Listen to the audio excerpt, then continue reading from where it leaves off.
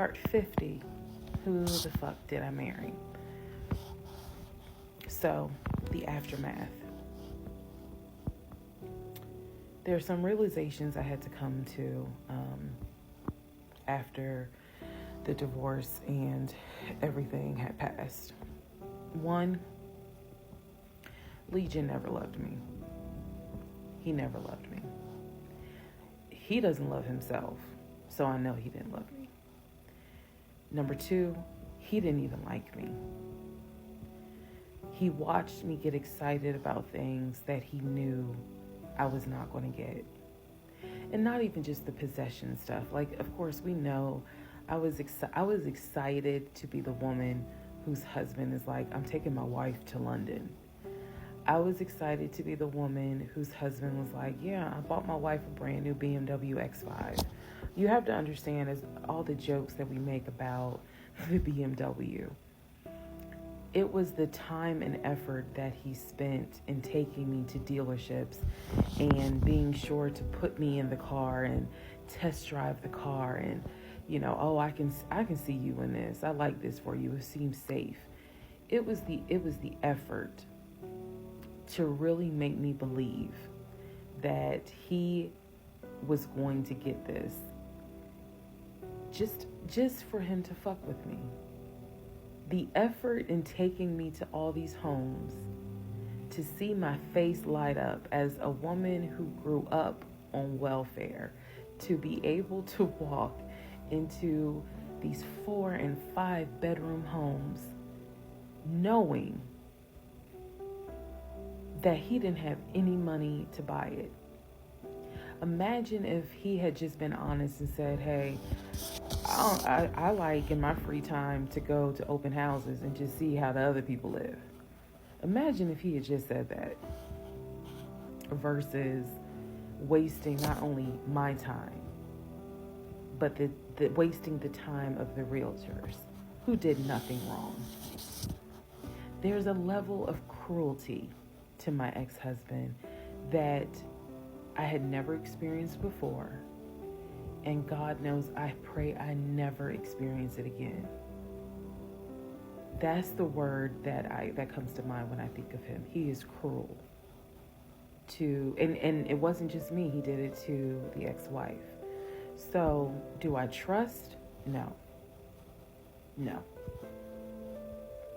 I trust the people who were in my life before him. If we were friends or if we were in a relationship or whatever and I knew you before him, I trust you explicitly. But if you're somebody I just met, I don't trust you. I don't. There's no point in me getting on here and saying and making it seem like, oh, I'm so strong, I'm so brave. I struggle big time. Because on one hand, I want to like someone. On the other hand, I'm immediately thinking, what if it's a repeat? And I'm going to be honest with y'all, I can't go through that again. I can't. Every single thing in our relationship was a lie. It took me a while to realize every single day this man lied to me. Every single day he lied to me. Every conversation he had was a lie. I will never know how much he lied to me. I'll never know. I've made my peace with it. I will never know how deep it really truly goes. I only know what I experienced, and I only know what God allowed me to see. But I'm willing to bet that there's a lot I still don't know. When people say, oh, you dodged a bullet, like you just, and I've read a lot of the comments on this, and people have sent me a lot of the comments. And so I need to make one thing very clear. I am fully aware I dodged a bullet. I am so grateful to my God that I did not have that man's child. I'm sorry if that offends some of you, but it's the truth. I'm grateful that we didn't buy a house. and that I'm not financially tied to him in any way, shape, or form. But I am also grateful for the fact that there are things about my ex-husband that I discovered in terms of how he is when it comes to other women. And I'm grateful that God has kept me and protected me. That's all I'm going to say. So when I started out making this series and I made the decision to tell my story, my motive was I just want to help one person.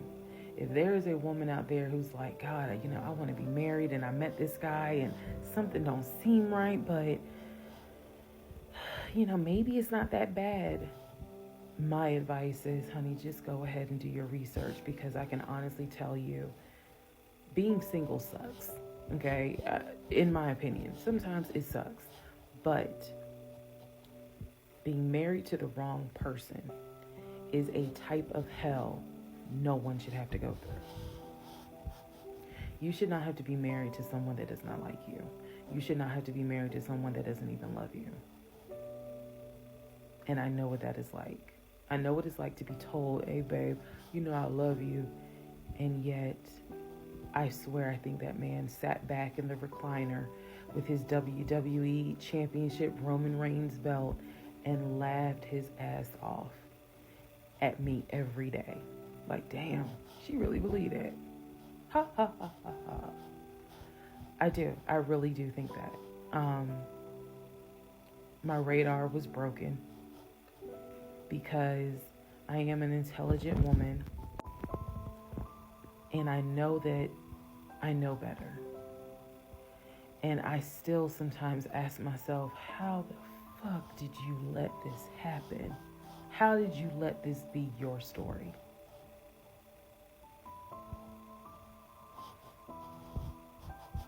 All because at the time I wanted it to be my turn.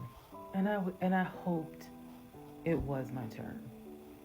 And when people say, well, what do you mean by that? I just meant, we all see it, whether it's social media or real life, we all see where the woman she done been through some stuff, and she finally met someone who appreciates, loves, and respects her.